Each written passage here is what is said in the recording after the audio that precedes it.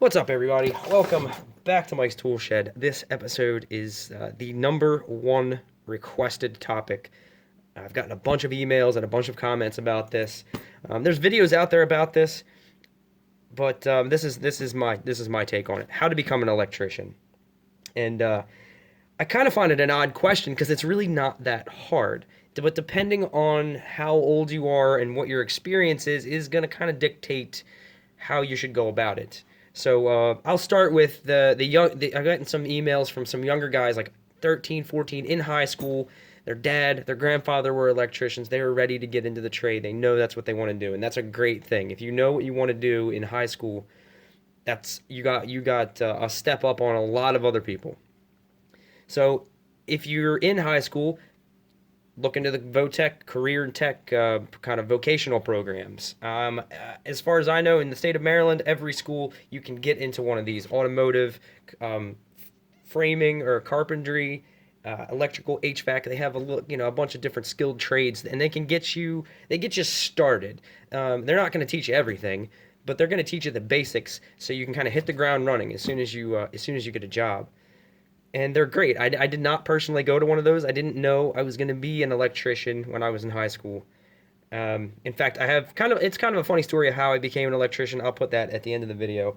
But for high school guys, try to get into vocational school, some kind of trade school.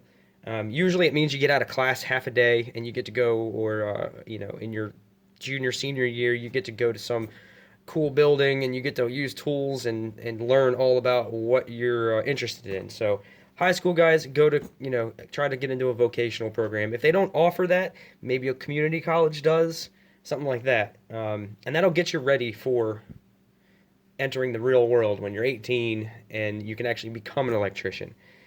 And I say that because I believe, you're not allowed to use power tools if you're under 18, at least in the state that I live in, and that may be a national thing. I've heard that you can actually get like a waiver from your parents, but most electrical contractors aren't going to want to hire you if you're under 18. There are exceptions to that, but they're going to want you to be a full-blown adult and be able to use power tools and not have any kind of issues with hiring a minor in kind of a dangerous trade.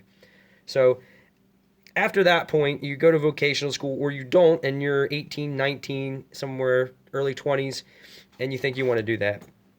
Then really all you have to do is go apply. I cannot really speak to union hiring process. I've never been a part of a union. I don't know a whole lot about unions, not enough to really talk about them. But from my experience, just apply to an electrical contractor that's looking for helpers. Almost every construction trade will hire you right off the street with no knowledge, barely any tools. They only require you to start with maybe $100 worth of tools, if that, and a lot of places will even provide them for you.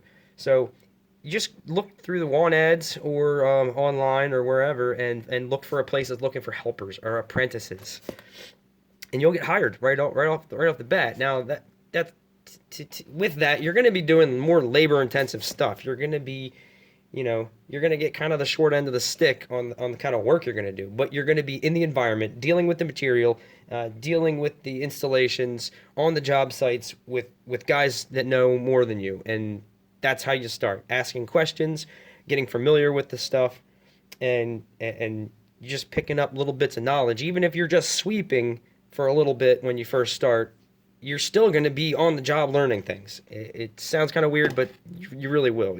Somebody says, "Hey, go give me a 1900 box." Well, what the hell is that? All right, it's a little square metal box. Cool. You just learned something. And that's how it goes. It's a building process. You start with the basics and work your way up. With that, this is my personal advice, and a lot of people may disagree, and I might catch some shit for this, but I suggest, and I think this would be kind of good for, it's kind of hard to structure a company this way, but everyone at least do 1 year of residential.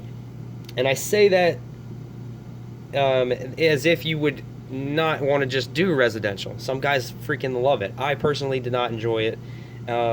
As far as the state that I live in, the wages are much higher for a commercial, industrial, or service electrician. The residential guys, I know you can make good money doing that, but it's not very common from my experience. You're going to want to do residential though because two reasons. One, it cuts out a lot of the bullshit. If you're going to want to go for commercial, commercial has two different voltage systems, three-phase, you got motors, you got transformers, you got lighting control systems.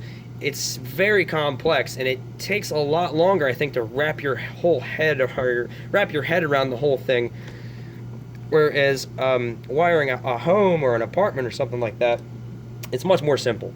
And what it teaches you is how to hang a light fixture correctly, how to hang it on center, how to hang it level, how to install outlets and switches, and how the electricity works. And it doesn't overwhelm you with all the other commercial stuff. To me, I looked at residential as a stepping stone for bigger and better things, and I'm doing commercial and industrial now, and I look at that as a stepping stone to bigger and better things. Just gaining as much knowledge as I can every different kind of situation I'm put in.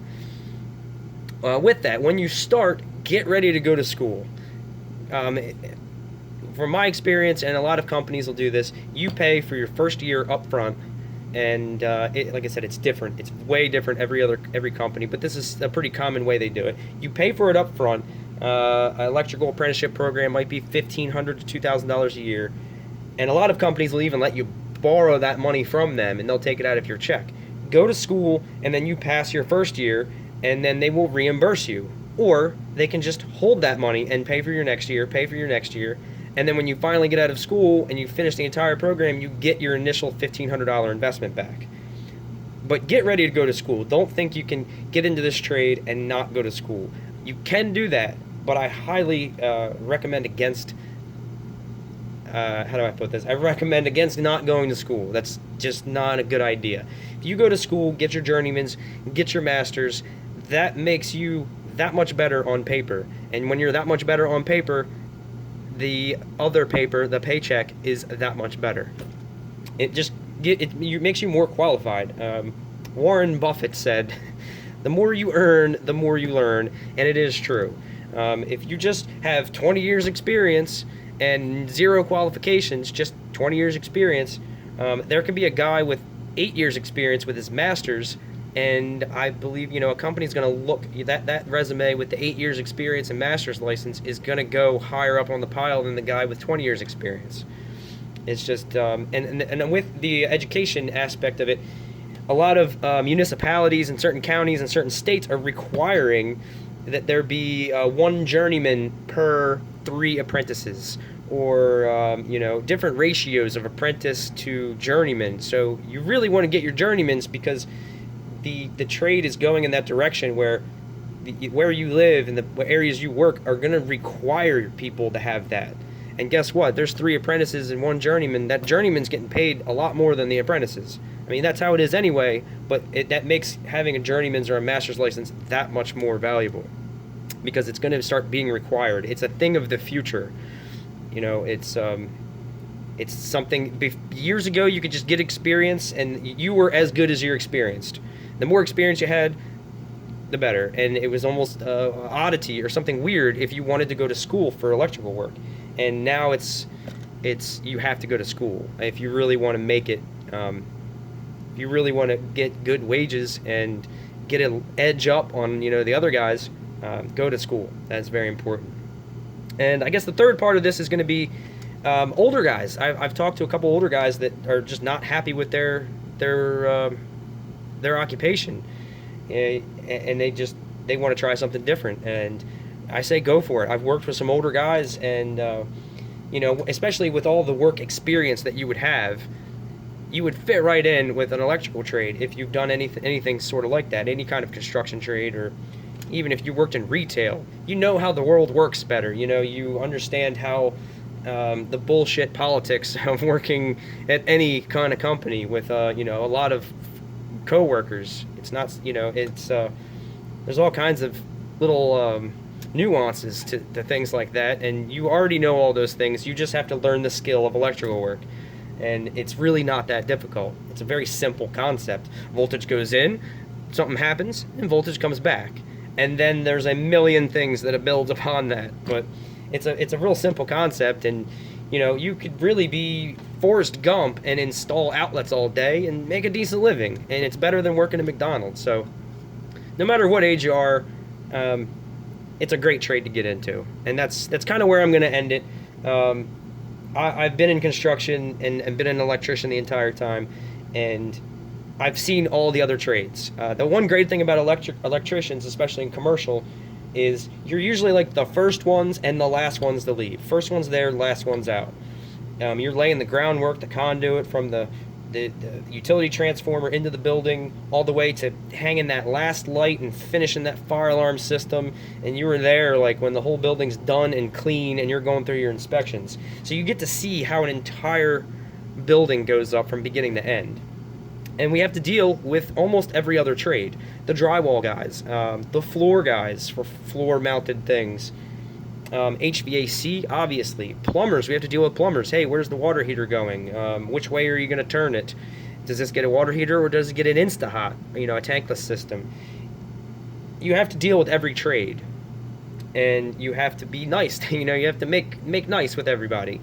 So it teaches you really good people skills, and knowing how to get what you need, get information you need, and get maybe favors done. And you just kind of have to work with everybody on the whole job. You can't go in there, do your thing, and get out. Like floor guys, drywall guys, bricklayers. Some people love that kind of work, but I like a variety of things. Every job I go to is completely different than the one before. That's where if you lay bricks all day, it takes a couple weeks to get good at laying a brick, and then that's what you do. And some people love that, but I like the change of scenery and the variety in it. Another great thing about the trade is you can do everything from changing changing parking lot light bulbs, to maintaining a $100 million facility, and it depends on where your motivations are, what kind of stuff you want to do. It's like the sky's the limit. You can do you can wire houses, condos, apartments. You can wire offices and warehouses. You can wire facilities like brand new construction, maintenance. You can do control work, even some low voltage, some telephone, TV, and cable kind of things. Lighting control systems, exhaust fan control systems. You work with elevator guys. It's just such a crazy variety. Digging, I operate heavy machinery, excavators and skid steers, and trenchers and stuff like that. And I'm out there in the dirt and the mud. Sometimes I'm walking around an office with a bunch of pretty ladies walking around. It's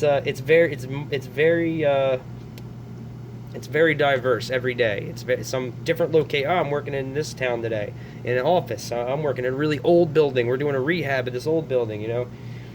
It's just I get to do different stuff all the time. So I think it's a great trade to get into. It's really just, as far as a private non-union company, it's just as easy as applying. Just get ready to go to school, and all you really have to do is show up, apply yourself, be willing to learn, play nice with others, and you got the makings of a great career that can take you in any direction you want. So, and here's my story about how I became an electrician. I grew up working at restaurants. I've done every single job you can imagine in a restaurant, from bartending, waiting, cooking, flipping pizzas, or not flipping, tossing dough, seafood, Italian. I've done everything in restaurants, and I really liked it. I really enjoy working at restaurants. And I was about 19, and I was working at a restaurant. I was making like $9 or $10 an hour. I was happy, and I was getting tips a couple days a week. And my dad said, "Hey, get a real job, or you're out of the house. You can't have a career working at a restaurant unless you go to culinary school. So go to culinary school, or find a real 40-hour, a real full-time job where you get up early and you get the weekends off. That's kind of the direction my dad was pushing me." And my buddy was like, "Yeah, I just started working for this electrical company." I was like, you don't know anything about that." He's like, "You don't have to." He's like, "Just apply. It's fun, dude." Saturdays, this was a different time. This was like, I know times have changed throughout the years, but I'm talking about late 90s, early 2000s. He's like, "Yeah, Saturday work. The boss brings out a 30-pack, we bust out, work for 6 hours, get paid for 8, drink beer all day." I was like, hell yeah. So I wired houses for the first 4 or 5 years, and I progressed. I went from condos to townhouses to single families to huge multi-million-dollar custom houses, like mansions. And just by happenstance, the next company I worked for, you had to know some commercial too. So it was a little bit of both. Wire house one day and wire a warehouse the next day. And I left that company to do some other stuff. It took like a couple years off from electrical work, and got back into it with my current company where I do a little bit of everything. Like I said, I do digging and wiring up elevators and offices, warehouses, processing plants and facilities. So that's where I'm at right now. I love my job. I love the people that I work with. I work for a really, really good company. It's like kind of a not really a mom and pop, but it's a family company, and they treat you good, and the paychecks are always there. So that's my story. My dad said get a real job, and my buddy said, hey, we drink beer on Saturdays at my job and get paid overtime. It's not like that anymore. There's a lot more safety regulations. There's a lot more, you can't get away with that kind of stuff anymore. Back in the day, if a plumber stole your pair of pliers, you took the plumber out back and you guys fought. And that's how it was handled. And nobody said shit. Nobody called the cops. That's the kind of thing that used to go on job sites. And now it's like hard hat, safety glasses, reflective shirts, no smoking. You have to park a quarter mile away. There's all these regulations and stuff. But you just play nice with everybody, show up, apply yourself, be willing to learn, and you can have a great career for yourself. So I hope that answered everybody's questions. I got a lot of emails. I hope this video didn't disappoint. But that's my thoughts on how to become an electrician. Thanks for watching.